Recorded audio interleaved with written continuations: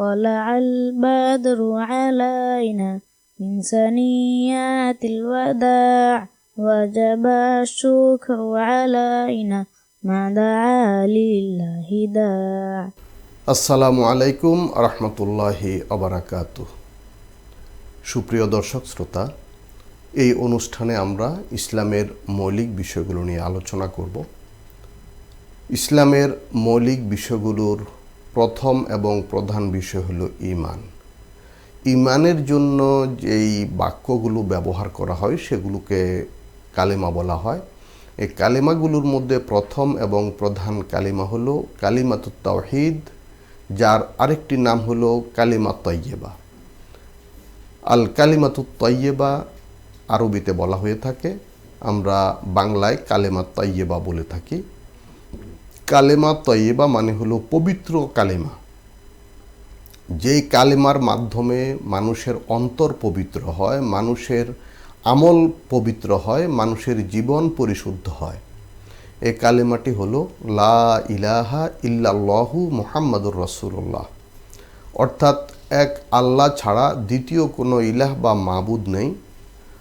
হযরত মুহাম্মদ সাল্লাল্লাহু আলাইহি ওয়াসাল্লাম আল্লাহ তাআলার রাসূল। এই কালিমার যে প্রথম অংশে রয়েছে তাওহীদ বা একত্ববাদের ঘোষণা, যে আল্লাহ ছাড়া কোনো ইলাহ নেই, এবং ইসলামের মূল মেসেজ হইল এই তাওহীদ। সকল নবীগণের যুগে সকল সময়ে এই তাওহীদের প্রচারই করা হয়েছে। সকল নবী রসুলগণ তাওহীদের বাণী প্রচার করেছেন, এবং সকল নবী রসুলগণের কালিমার মধ্যে এই তাওহীদের বাণী বিদ্যমান ছিল এবং অপরিবর্তিত ছিল, এবং কিয়ামত পর্যন্ত কালিমার এই প্রধান অংশ তাওহীদের বাণী একই রয়েছে, একই থাকবে। হজরতে সৈয়দানা আদম আলাইহিস সালামের সময় কালেমা ছিল লা ইলাহা ইল্লাল্লাহু আদামু সফিউল্লাহ, আল্লাহ ছাড়া কোনো ইলাহ নেই। হজরত আদম আলাইহিস সালাম আল্লাহ কর্তৃক নির্ধারিত বা নির্বাচিত।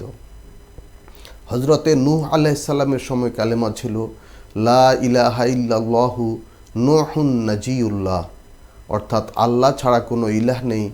হজরত নূহ আলাইহিস সালাম আল্লাহ কর্তৃক মুক্তিপ্রাপ্ত, কারণ তিনি সেই বিশ্বব্যাপী যেই মহাপ্লাবন, সেখান থেকে তার অনুসারীদেরকে রক্ষা করেছেন এবং নিজেও আল্লাহ কর্তৃক রক্ষা পেয়েছেন। তারপরে আমরা দেখি হজরতে দাউদ আলাইহিস সালামের সময় কালেমা ছিল লা ইলাহা ইল্লাল্লাহু দাউদু খলিফাতুল্লাহ, অর্থাৎ আল্লাহ ছাড়া কোনো ইলাহ নেই। হজরত দাউদ আলাইহিস সালাম আল্লাহর খলিফা, কারণ তিনি বাদশাহ ছিলেন, সম্রাট ছিলেন, রাজা ছিলেন, প্রশাসন পরিচালনা করেছেন, এই জন্য তাকে খলিফাতুল্লাহ বলা হয়েছে। আমরা জানি সকল মানুষ আল্লাহর খলিফা, এবং যে যার অবস্থানে থেকেই সে দায়িত্ব পালন করবে। হাদিস শরীফে রাসূল করিম সাল্লাল্লাহু আলাইহি ওয়াসাল্লাম বলেছেন, কুল্লুকুম রাঈন ওয়া কুল্লুকুম মাসউলুন আন রাইয়াতিহি, অর্থাৎ তোমরা সকলেই দায়িত্বশীল এবং সকলেই তার নিজ নিজ দায়িত্ব সম্পর্কে জিজ্ঞাসিত হবে। এবং আমরা দেখি সূরা তাকাসুরের শেষ আয়াতে আল্লাহ রাব্বুল আলামিন বলেছেন, সুম্মা লাতুসআলুন্না ইয়াউমা ইযিন আনিন নাঈম, অর্থাৎ সেদিন বিচারের দিন, রোজ হাসরে, কিয়ামতের দিন তোমাদের সকলকে তার প্রাপ্ত সকল নেয়ামত সম্পর্কে প্রশ্ন করা হবে। অর্থাৎ যার সামর্থ্য যত বেশি, যার সক্ষমতা যত বেশি, যার দায়িত্ব যত বড়, তার সেই খেলাফতের এবং এই দায়িত্ব পালনের পরিধিও তত বড়। এবং আমরা দেখি হজরতে মুসা আলাইহিস সালামের সময় কালেমা ছিল লা ইলাহা ইল্লাল্লাহু মুসা কালিমুল্লাহ, অর্থাৎ আল্লাহ ছাড়া কোনো ইলাহ নেই। এবং হজরত মুসা আলাইহিস সালাম আল্লাহর সাথে কথোপকথন করেছেন এমন এক নবী কালিমুল্লাহ। এবং আমরা দেখি ঈসা আলাইহিস সালামের কালেমা ছিল লা ইলাহা ইল্লাল্লাহু ঈসা রূহুল্লাহ, অর্থাৎ আল্লাহ ছাড়া কোনো ইলাহ নেই। হজরত ঈসা আলাইহিস সালাম আল্লাহ কর্তৃক প্রেরিত রূহ, আল্লাহ কর্তৃক প্রদত্ত রূহ বা শক্তি। আমরা এই সকল কালিমার মধ্যে একটি কমন বিষয় দেখি, যে কালিমার প্রথম অংশ অপরিবর্তিত ছিল এবং আছে, সেটি হলো লা ইলাহা ইল্লাল্লাহ, মানে আল্লাহ ছাড়া কোনো ইলাহ নেই, এটি হলো তাওহীদের বাণী। সকল ধর্মের, সকল বিশ্বাসের মূল কথা হলো তাওহীদ। এই আল্লাহ কর্তৃক যে সকল কিতাব নাজিল হয়েছে, বাবা আদম আলাইহিস সালাম থেকে যে ইসলামের সূচনা এবং আখেরি নবী পর্যন্ত যে ইসলাম কিয়ামত পর্যন্ত থাকবে, তার মূল ভিত্তি হলো তাওহীদ। এবং ইসলামের দ্বিতীয় অংশ হলো রিসালাত।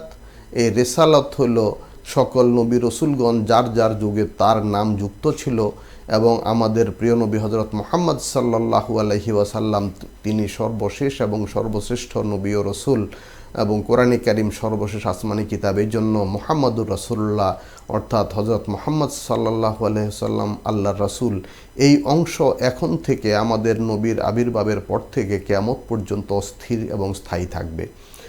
আসুন আমরা সকলে এই কালিমা অনুধাবন করি এবং কালিমার বিশ্বাস অনুযায়ী জীবন গঠন করি। মহান আল্লাহ রব্বুল আলামিন আমাদের সেই তৌফিক দিন, আমিন। ওমা আলাইনা ইল্লাল বালাগুল মুবিন। আসসালামু আলাইকুম ওয়া রাহমাতুল্লাহি ওয়া বারাকাতুহু। حسبي ربي جل الله ما في قلبي غير الله نور محمد صلى الله لا إله إلا الله.